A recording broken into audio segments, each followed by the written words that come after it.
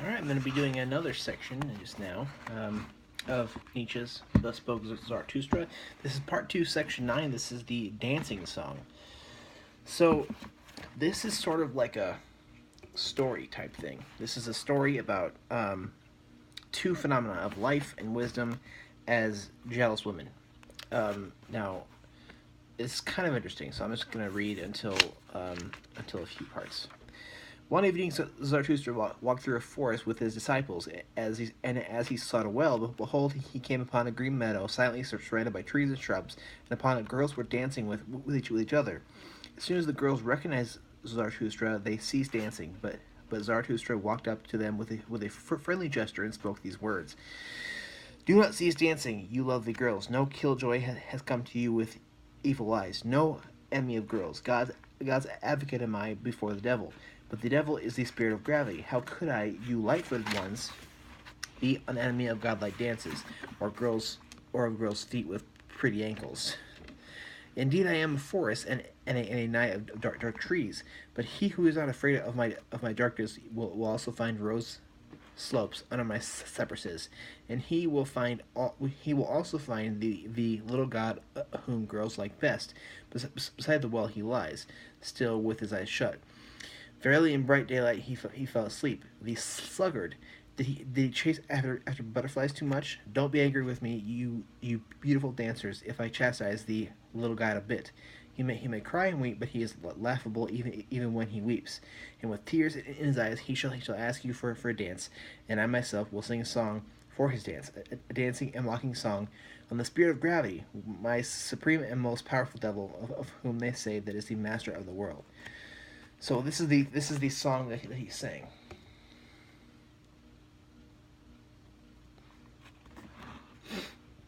Into your eyes I looked recently, O life, and into the unfathomable I then seemed to be sinking.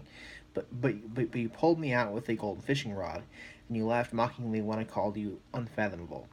Thus runs the speech of all fish, you said. What they do not fathom is unfathomable. But I am merely changeable and wild and a woman in every way, and not virtuous. And even if you men call me profound, faithful, eternal, and mysterious, but you men always present us with your own virtues, all you virtuous men. Thus she laughed, the incredible one, but I never believe her and her laughter when she speaks ill of herself. So, for thus matters stand among the three of us. Deeply I love my life, and verily most of all when I hate life. But that I am well disposed towards wisdom, and often too well. That is because she reminds me so much of life. She has her eyes, her laugh, and even her little golden fishing rod. Is it my fault that the two look so similar? And when life once asked me, who is this wisdom? I answered fervently, oh yes, wisdom. One thirsts after her and is never satisfied. One looks through veils, one grabs through nets. Is she beautiful? How should I know? But even the oldest carps are baited with her. She is changeable and stubborn. Often I have seen her bite her lip and comb her hair against the green. Perhaps she is evil and false and a female in every way. But just when she speaks ill of herself, she is the most seductive. All right. And then they say, of whom are you speaking? So, thus saying Zarathustra, but when the dance was over, and the girls had gone away, he grew sad. The sun has set long ago. The meadow is moist, a chill comes from the woods. Something unknown is around me that looks thoughtful. What, are you still alive, Zarathustra? Why? What for? By what? Whither? Where? How? Is not folly still to be alive? Alas, my friends, it is the evening that asks us through me. Forgive my sadness. Evening has come. Forgive me, the evening has come. Now, I'm not so sure about this one yet. Now, if any of you know about this one, please, I mean, I'm going to sort of do this from my knowledge of Nietzsche and sort of try to discuss this one. This is probably the one that I do not know how to directly, I guess, analyze. But we have two women who he is describing through this, and two women who are very similar, and yet one seems to be different from the other. They both have that golden fishing rod. And it seems like while life has its bad parts, so does wisdom, whereas wisdom is in this case where people search for it constantly, and yet they might not always find it. Now life is sort of a more upfront one about things. So I kind of want to, I guess, open this up to you and tell me what you think from this. And if you have the book, please read this part and tell me what you think this is. Now, I mean, obviously, I think that there is. He's pointing out two things about these two different things by personalizing them, by putting them as a person, by humanizing them, I guess, to show their differences in some of their bad qualities. Obviously, wisdom here is going to be the one that has more value to it, because I mean, it seems that like the one that is called life.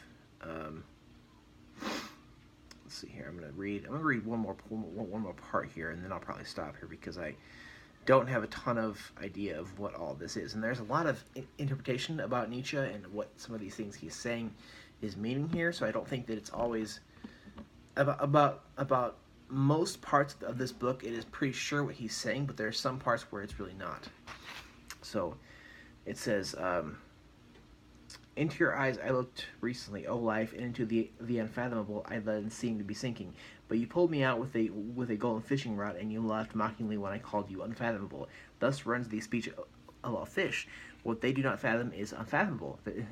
But I am merely changeable and wild and a woman in every way, and not virtuous. Even if you men call me profound, faithful, eternal, mysterious, but you men always present us with your own virtues.